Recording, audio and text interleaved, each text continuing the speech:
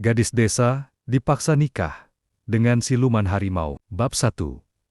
Kutukan rimba wangi. Angin dingin berdesir di antara pepohonan, membawa bisikan yang seolah berasal dari dunia lain. Desa rimba wangi diselimuti kabut tebal malam itu. Suara jangkrik yang biasanya menemani malam sunyi pun menghilang. Di balai desa, warga berkumpul dengan wajah muram. Pak Lurah berdiri di tengah-tengah mereka. Tongkat kayu di tangannya mengetuk lantai berulang kali, menciptakan irama yang mencekam. Panen gagal, ternak hilang. Semua ini tanda-tanda kutukan itu kembali. Ucapnya lirih, suaranya bergetar oleh ketakutan. Warga mulai berbisik, saling pandang dengan cemas. Di sudut ruangan, Ayu duduk menggenggam tangan ibunya, Maksari. Siluman harimau menuntut tumbal. Suara Pak Lurah menggema, dan kali ini ia menginginkan seorang gadis. Kerumunan mendadak hening. Ayu merasakan tatapan mereka beralih padanya, menusuk seperti belati. Tubuhnya gemetar ketika Pak Lurah menatapnya dengan mata sendu. Ayu, kau yang dipilih. Ayu terperanjat. Tidak mungkin. Di balik bayang-bayang, seorang pemuda bernama Bayu mengepalkan tangannya. Mata Bayu berkilat, bukan karena takut, tapi karena rahasia yang ia pendam selama ini, akhirnya mulai terungkap. Bab 2.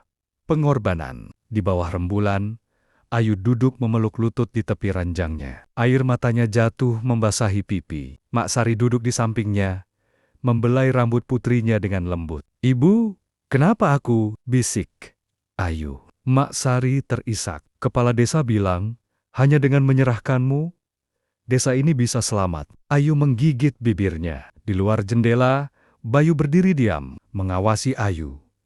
Ia tahu, kebenaran di balik semua ini bukan siluman harimau yang meminta tumbal, melainkan perjanjian keluarganya sendiri. Jika Ayu tidak diserahkan, keluarganya yang akan menanggung kutukan. Dalam kegelapan, Bayu bersumpah untuk melindungi Ayu, walaupun harus mengkhianati semua orang. Bab 3.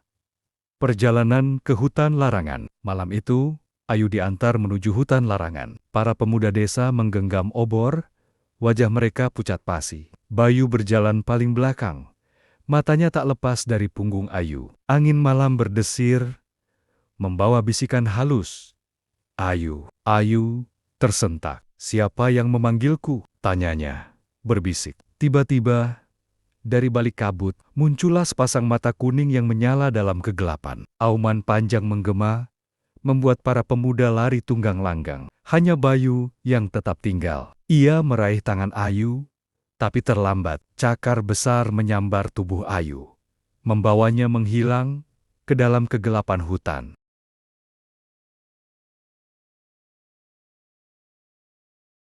Bab 4. Pertemuan pertama. Saat Ayu membuka mata, ia berada di sebuah gua yang remang-remang. Di depannya berdiri sosok besar berbulu oranye dengan garis-garis hitam. "Siluman harimau, kau akhirnya datang." Suara berat itu bergema. Ayu merangkak mundur. Apa yang kau inginkan dariku?" Siluman itu menatapnya. "Bukan aku yang menginginkanmu, tapi takdir." Tiba-tiba, Ayu melihat bayangan-bayangan samar di dinding gua. Seorang pangeran tampan yang dikhianati berubah menjadi makhluk buas. Dan di sisinya, seorang gadis berwajah mirip Ayu. "Ini aku," bisik Ayu. Bab 5. Rahasia Siluman. Setiap malam, Ayu bermimpi tentang kehidupan lain. Tentang seorang pangeran yang mencintai seorang gadis, namun dikhianati oleh manusia yang ia percayai. Suatu malam, Ayu memberanikan diri bertanya, "Siapa sebenarnya kau?" Siluman itu menunduk. "Aku adalah pangeran yang kau lihat dalam mimpimu. Kau adalah jiwa yang terikat denganku sejak masa lalu." Ayu terperanjat. Takdir apa yang sebenarnya mengikat mereka?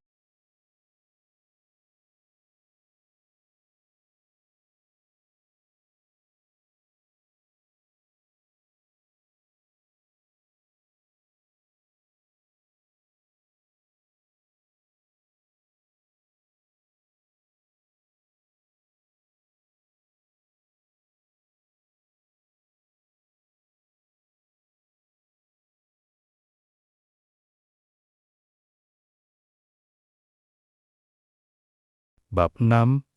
Perlahan menyentuh hati. Hari demi hari, ketakutan Ayu perlahan memudar. Siluman itu tidak pernah menyakitinya. Bahkan, ia melindungi Ayu dari bahaya hutan. Suatu malam, Ayu mendengar auman kesakitan. Ia menemukan siluman itu terkapar di dekat sungai. Luka-luka di tubuhnya menganga. Tanpa ragu, Ayu merawat lukanya. Saat itulah, ia merasakan sesuatu yang aneh di dadanya. Apakah ia mulai jatuh cinta pada makhluk ini? Cinta yang bersemi. Ayu mulai melihat sisi lain dari siluman itu. Di balik taring dan cakarnya, ada jiwa yang kesepian. Setiap malam, mereka duduk di depan api unggun, menceritakan mimpi dan kenangan yang samar. Tapi di hatinya, Ayu tahu cinta mereka tidak akan pernah diterima dunia manusia. Sementara itu, Bayu menemukan kitab kuno di rumah dukun desa. Ternyata, kutukan itu bisa dihapus. Bayu tak sanggup membiarkan itu terjadi. Ia bertekad menemukan Ayu dan membawanya pulang, meski harus melawan siluman. Tapi hanya jika Ayu mengorbankan jiwanya. Bayu tak sanggup membiarkan itu terjadi. Ia bertekad menemukan Ayu dan membawanya pulang, meski harus melawan siluman. Bab 7. Pengorbanan cinta. Di malam purnama, Ayu memutuskan untuk mematahkan kutukan. Ia mengucapkan mantra kuno, dan cahaya keemasan melingkupi tubuh siluman harimau. "Ayu, jangan!" Siluman itu mencoba menghentikannya, tapi sudah terlambat. Tubuh Ayu melemah, jiwanya perlahan memudar. Namun, sebelum semuanya berakhir, siluman harimau merangkulnya erat. "Biar aku yang menanggung ini." Dalam sekejap, tubuhnya bersinar terang. Siluman itu berubah menjadi seorang pria tampan bermata kuning. Kutukan itu berakhir, tapi Ayu tergeletak tak sadarkan diri di pelukannya. Ayu terbangun di tengah hutan, di sampingnya seorang pria berlutut menatapnya. "Kau? Siapa?" bisiknya. Pria itu tersenyum.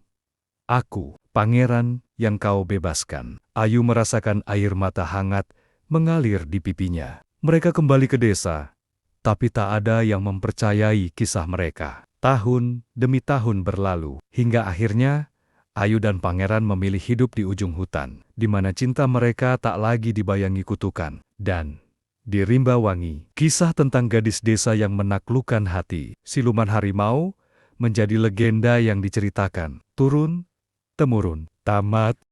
Terima kasih sudah menonton sampai akhir. Jangan lupa subscribe ya.